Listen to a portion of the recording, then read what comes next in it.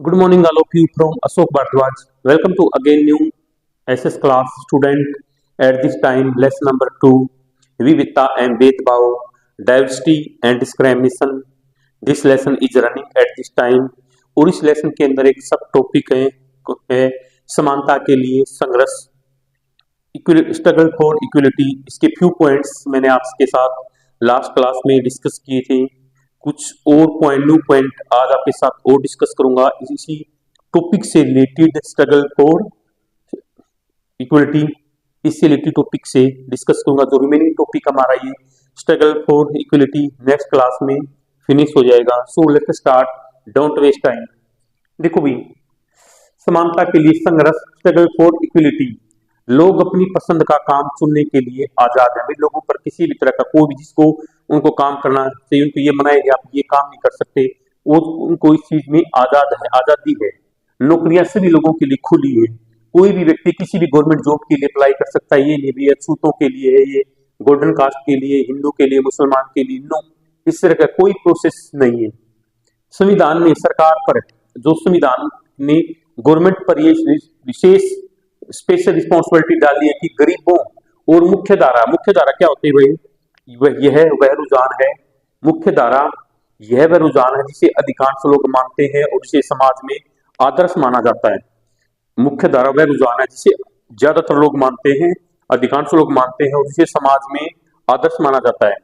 तो भाई ये जिम्मेदारी डाले कि गरीबों और मुख्य धारा से अलग पड़ गए समुदायों को इस समानता के अधिकार के फायदे दिलाने के लिए, मतलब जो लोग गरीब हैं, गरीब हो गए, और जिसमें सभी लोगों को आपके अधिकांश लोग मानते हैं जिस समाज में मुख्य धारा, जो लोग उससे अलग हो गए हैं, उन समुदायों को इस समानता के अधिकार, इस समानता के क्या क्या फायदे, क्या क्या बेनिफिट दिलाने के लिए विशेष स्पेशल स्टेप्स उठाए गए हैं, कदम उठाए गए हैं।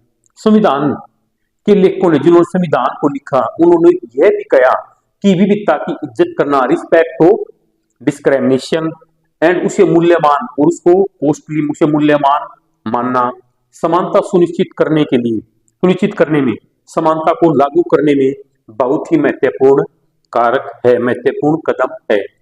उन्होंने यह महसूस किया कि लोगों को अपने धर्म का पालन करना, कोई भी व्यक्ति अपने धर्म का पालन कर सकता है, अपनी चॉइस के अकॉर्डिंग लैंग्वेज को बोल सकता है, कोई भी फेस्टिवल को सेलिब्रेट कर सकता है और अपने आप को खुले रूप से अभिव्यक्त, उनको अपने आप से, मतलब किसी चीज उन पर वही अपने विचारों को अभिव्यक्त करना या अपने आप को ओपन करना, इस तरह की उनको आजादी मिलनी चाहिए।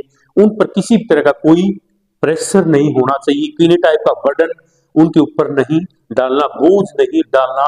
उनको इस तरह की बातें जो हमारे संविधान में लागू की गई हैं, बताई गई, तो वे उनको करने की व्यक्ति होनी चाहिए। उन्होंने जोर दिया कि सरकार सभी धर्मों को बराबर मानेगी, कि वे जब गवर्नमेंट ने सभी धर्मों को, कि गवर्नमेंट की अकॉर्डिंग टू गवर्नमेंट के रवैये के अनुसार एवरी रिलीजन इज इक्वल, कि वे सभी धर्म समान है, there is no difference in religion, धर्म में कोई, मतलब किसी तरह का कोई अलगाव नहीं, अलगपन नहीं है, कोई फासला नहीं है। हिंदू, मुस्लिम, सिख, ईसाई, एवरी रिलीजन इक्वल, सभी धर्म समान है और हमें सभी रिलीजियंस के पीपल की रिस्पेक्ट करनी चाहिए, ना कि उनकी इंसल्ट करनी है। संविधान में इन सब बातों के बारे में बताया गया है। तो भाई अब धर्मों को मानेगी।